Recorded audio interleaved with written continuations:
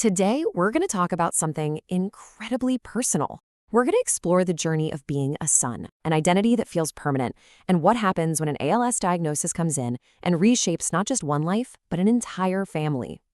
If you think about it, there's this one role, this one identity that starts the second you're born, and it never really leaves you. It's something you carry your entire life. It's like a foundation, right? Built on memories and a deep, deep connection. Yeah, being a son. But what happens when that very foundation gets shaken to its core?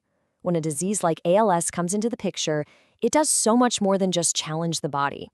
It really challenges the very fabric of these lifelong family roles. So let's start here. Let's look at what actually builds that identity in the first place.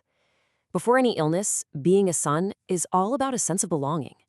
Having that secure place inside your family's unique story. And it's really forged in the simple stuff, isn't it? It's the way your parents say your name. It's being the focus of their worries. It's how they try to guide you through life.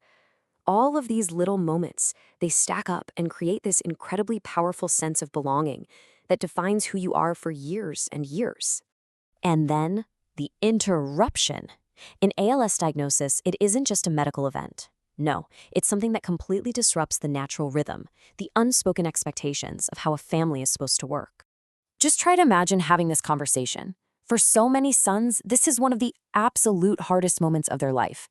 Having to deliver news that you know is going to cause immense pain to the two people who spent their entire lives trying to protect you from pain. It's just a massive, profound shift. And this is where we see this incredible reversal. The natural order of things is that as parents get older, the adult children start to step up and support them.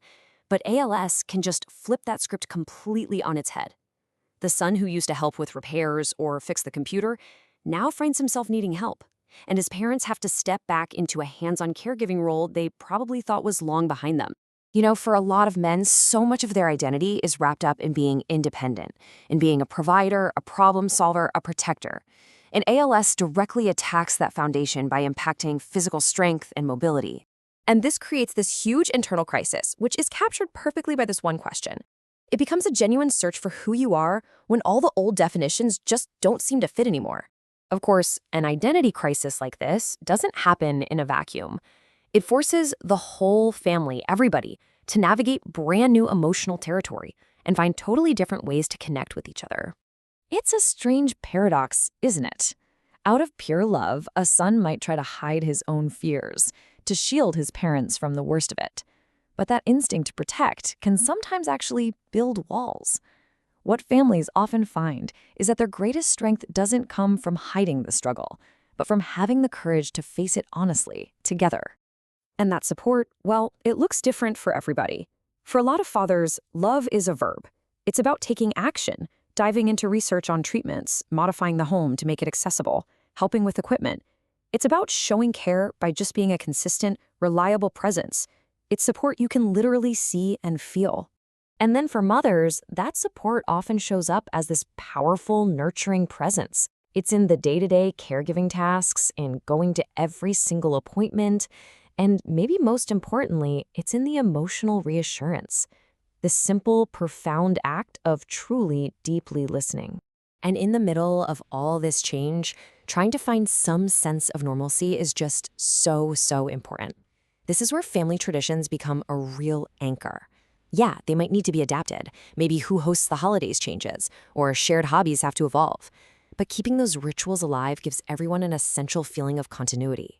So all of these shifts in roles, in how you talk to each other, in traditions, it all leads to this profound turning point, a complete and total reevaluation of what it even means to be strong. I think we all kind of start with this traditional view of strength. It's physical. It's about being the person who can lift the heavy things, solve the problems, and stand on your own 2 feet no matter what. But what a journey like this reveals is a much, much deeper kind of strength. It's the courage to be emotionally open and vulnerable. It's the patience to navigate daily frustrations. It's the resilience to just keep going. And maybe biggest of all, it's realizing that accepting help isn't a weakness. It is a powerful form of strength in and of itself. And once that definition of strength begins to shift, so does everything else. your entire perspective changes. Suddenly, life isn't measured by what you can do or accomplish, but by the incredible value of the present moment. A simple conversation, a shared meal, those small moments become everything. So, what does this all mean for the journey ahead? Well, it means the family story doesn't end. It just enters a new and, in many ways, more profound chapter. And this, right here, is the core truth. This is the main takeaway.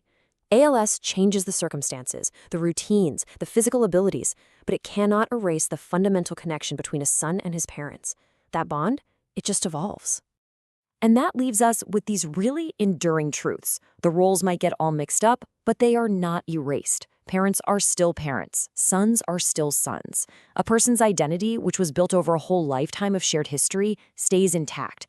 And the love that holds the family together is carried forward through every single new challenge. Ultimately, this whole journey leaves us with a really powerful question. And it's not just for families affected by ALS. It's really for all of us. What does it truly mean to be strong for the people you love?